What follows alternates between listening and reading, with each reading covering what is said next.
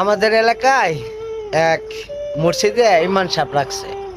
তো ইমাম সাহেবরা তো দেশের মানুষের বাড়ি বাড়ি খায়। তো খাইতে গিয়া এক মুসল্লির মেয়েরে পছন্দ হয়েছে। তো মনে করেন সামাজিক ভাবেও এই কথাবার্তি কইয়া বিয়া শাদী হয়েছে। তো মোল্লার আবার আর কি শারীরিক দুর্বলতা আছিল। তো এই দুর্বলতার কারণে মেয়ের সাথে থাকে না। মেয়ে যদি শরীরে হাত দেয় তখন বলে যে উজু ভাঙ্গন যাইতো না, বুঝছনি?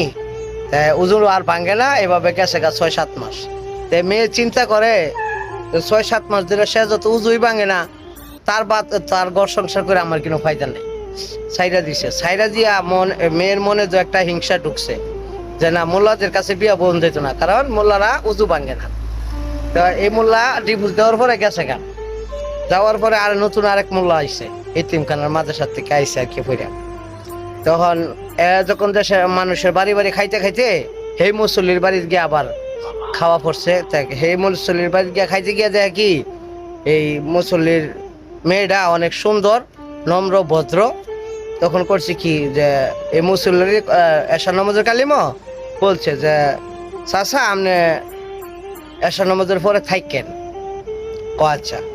তো নামাজের পরে সবাই যখন গেছে গা, হ্যাঁ রয়েছে, তখন চাচা আপনার একটা কথা কইতাম, যদি কিনা কিছু মনে না করেন। কারণ আমি তো এতিমখানায় বড় হয়েছি, গার্জেন হইলো আমি আর পাত্রী হইলো আমি। আমি আপনার মেয়ের বিয়ে করতে চাই। বাজান রে, আমার মেয়ের এই একটা সমস্যা হয়েছিল, এখন আমার মেয়ের কাছে আসলে জিজ্ঞাসা করে লইতে সে বিয়ে বইব কিনা। আমার মেয়েরও একটা মতামত আছে। আচ্ছা ঠিক আছে, সমস্যা নেই, আমরা যাই না জানাইয়েন। তো করছে কি, বাড়িতে গিয়া ওই মেয়ের জিজ্ঞাসা করছে, মেয়ের মারে জিজ্ঞাসা কর যে নতুন যে মোল্লা আইছে এর কাছে বিয়ে শাদী হইব। যে মহিলারে মোল্লার কথা কইছে, কয় না আমি মোল্লার কাছে বিয়ে বইতাম না, তুই আমার রিস্কওয়ালার কাছে বিয়া দে, কিন্তু মোল্লার কাছে বইতাম না। তখন গিয়া এটা আবার মোল্লার কাছে কইছে যে বাজান আমার মেয়ের আপনার পছন্দ না। চাচা পছন্দ না কেন, এটার কারণটা কি, এটা কইতে পারবেন? বাবা আমি কই যেতাম না। তাইলে আমার 2 মিনিট কথা কোয়ার লাগে একটা সুযোগ